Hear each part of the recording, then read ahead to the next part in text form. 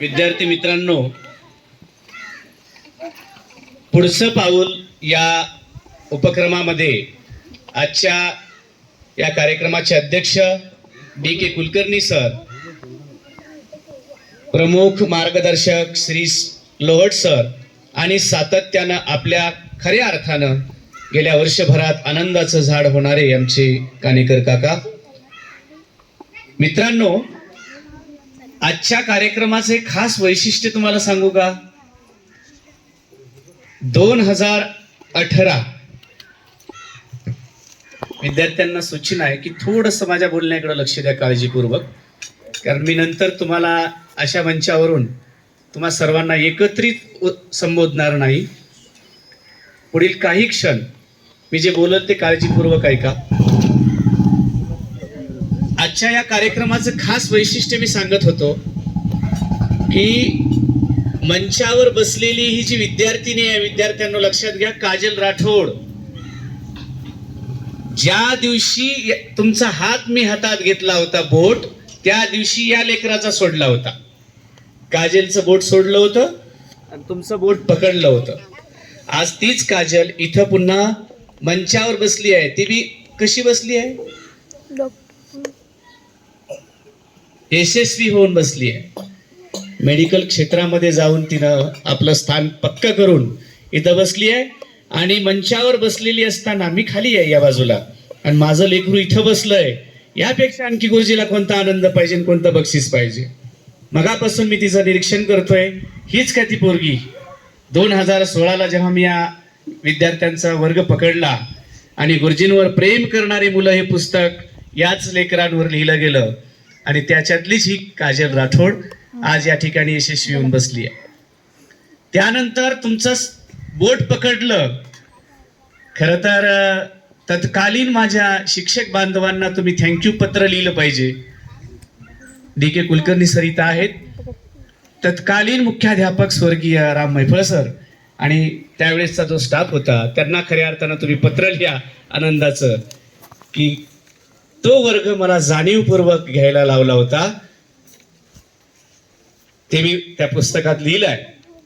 आणि तो वर्ग घेतल्यामुळे 14 वर्ष अगोदर मी पहिला वर्ग शिकवलाच नव्हता आणि तिथून पहिल्या वर्गाचं शिकवणं सुरू झालं आणि ते होत होत योगायोगानं पुढं पदवीधर शिक्षक डिक्कर सर निवृत्त होतात काय आणि मला पुढची वाट सोपी होते काय.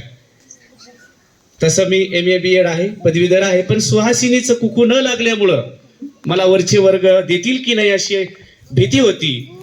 तसं सरांना मी म्हटलंही होतं, कुलकर्णी सरांना, की एवढी बॅच 7वी पर्यंत नेऊ द्या. त्यांनी हो म्हटले होते आणि योगायोगानं डिक्कर सर रिटायर झाले आणि ती पोस्ट खाली झाली आणि मला हा वर्ग इथपर्यंत आणता आला. हे पुन्हा एकदा तुमच्यासाठी जमेची बाजू झाली. पहिल्या वर्गात एकदा आणि 5व्या वर्गात एकदा. म्हणजे आपल्याला द अल्केमिस्ट मधलं वाक्य आहे. कोणतं वाक्य आहे?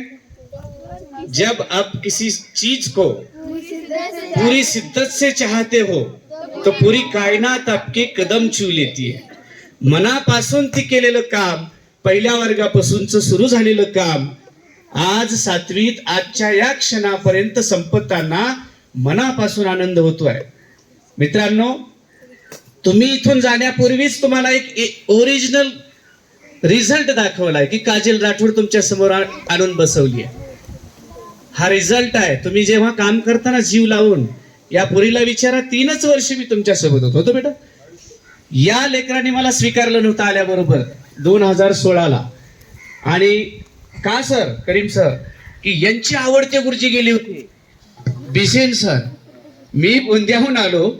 आल्यानंतर माझी कॉलर टाईट पडली सर, की मी तिथं 2 शाळा, माझं गाव अगदी शिवेपर्यंत मला वाट लावायला आलं. कलेक्टरच्या हस्ते माझा निरोप समारंभ झाला आणि इथं आलो तर हे पोरं मला बोलायलाच तयार नाही.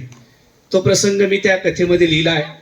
आणि पहिले 8 दिवस असेच गेले आणि 8व्या दिवशी आमच्या या नम्रताची बहीण नेहा, अगदी नम्रता तर नाही पण तिच्यापेक्षा नटखट होती ती. तिनं रागारागात काय म्हटली की तुम्ही आलात म्हणून आमचा गुरुजी गेला.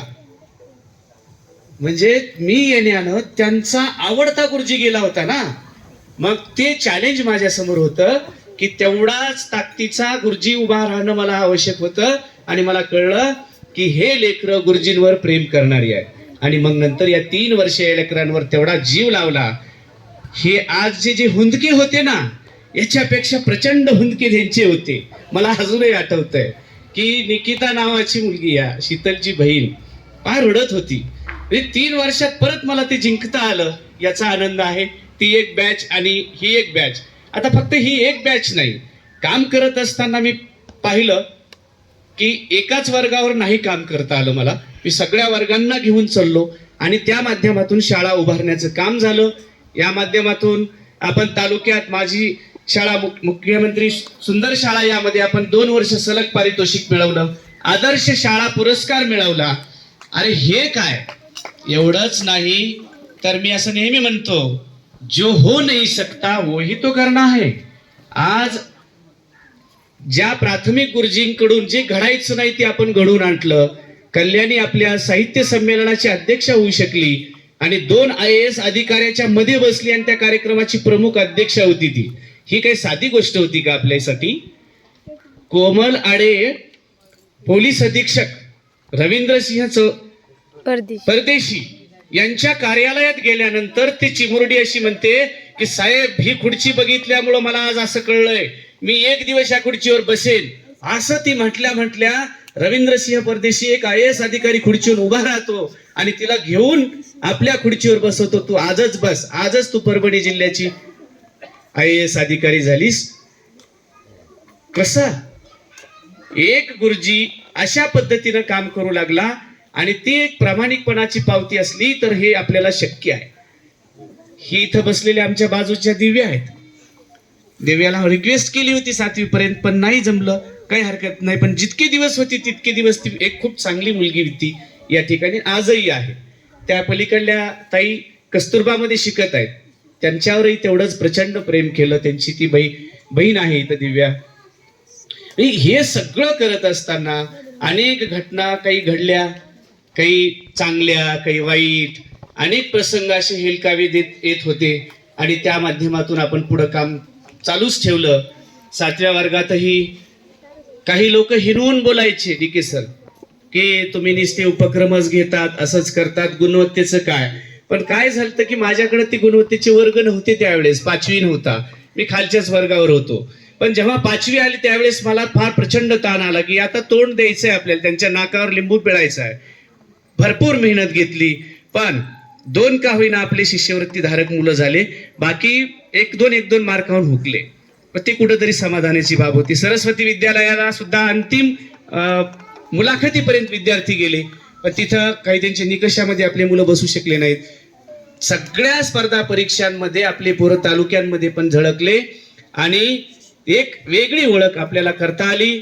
एक तांड्यावरील ही लेकरं, बंजारा भाषिक लेकरं, आणि ह्या लेकरांसोबत काम करता आलं, ही फार मोठी जमेची बाजू आहे. दुसरी गोष्ट, एकच्या दुसऱ्या विपरीत बाजूंकडे विचार करूया. हे विपरीत म्हणता येणार नाही, होऊ शकते, संस्कृतीचा आणि त्यांच्या राहणसहनचा भाग असेल. अनेकदा आपण ज्या पद्धतीच्या अपेक्षा लेकरांकडून केल्या, गावकऱ्यांकडून केल्या, त्या होऊ शकल्या नाही. काही हरकत नाही, ती एक आपली बाजू धरून चालूया. अपेक्षित आहे असंच असतं. पण आज सेवेचे 2 दशक पूर्ण करताना मागच्याच आठवड्यात मी म्हणालो कुलकर्णी सरांना की आता मला असं वाटतंय की रिटायर झालेलं बरं. म्हणजे आता शिक्षण व्यवस्थेतले येणारे सर्व पत्र असतील, काय असेल, ह्या सगळ्यांचा एक भडीमार चालू असल्यामुळं हे नकोसं वाटतं. पालकांची बनलेली मनोभूमिका, आमच्या विद्यार्थ्यांमध्ये झालेले बदल गुरुजी प्रतींचे, हे सगळं पाहता नकोसं वाटतंय. खरं तर मी बोलू नये आजच्या या प्रसंगी, पण तुम्ही सगळ्या लेकरांनी ह्या गोष्टी लक्षात घेतल्या पाहिजेत की एक गुरुजी जेव्हा तुमच्यासाठी इतका झिजतो, मीच नाही तर आमचे सगळे गुरुजी, तुम्ही या बोलताना सगळ्या प्रत्येकाचे गुणविशेष या ठिकाणी नोंदवलेच. रुपनर सर सुद्धा होते या ठिकाणी, त्यांनी सुद्धा तुमच्यावर प्रयोग केले. मैफळ सरांनी सुद्धा तुमच्यावर प्रयोग केले. शेळके सर होते, काकडे सर होते. या सगळ्यांच्या माध्यमातून आपण पुढे येत गेलो आणि तुमच्या सगळ्या पाऊल खुणा मी जपून ठेवल्या होत्या. 15,000 फोटो माझ्या मोबाईलमध्ये आहेत, 15,000 आणि त्यातली फोटो काढून गेल्या महिनाभरात ते सगळे जपून तुमच्या सगळ्या पाऊल खुणा ह्या फ्रेम मध्ये जतन करून ठेवल्यात. ही एक आठवण म्हणून मी तुमच्यासाठी देत आहे. ही आठवण कायम लक्षात ठेवा. यापुढं फक्त 3 गोष्टी लक्षात ठेवा: आई, वडील आणि या शाळेतले गुरुजी किंवा यानंतर आयुष्यात येणारा प्रत्येक गुरुजी यांचा कधीही अपमान करू नका. तुम्हाला जे दिलेलं काम आहे ते प्रामाणिकपणे करा. ज्या पद्धतीनं आज तुम्ही या ठिकाणी तुमचे अश्रू ढाळलात, कृतज्ञतापर बोललात, या काजलकडे बघा. विशेष आज ही काजल इथं आली, योगायोगाची गोष्ट आहे. तुम्ही रात्रीच आलात आणि आज योगायोगाने इथं आलात. ही एक प्रेरणादायी गोष्ट आहे आणि ही गोष्ट लक्षात ठेवा. यानंतर आपण कानेकर सरांना ऐकणार आहोत आणि हा फ्रेम देणार आहोत.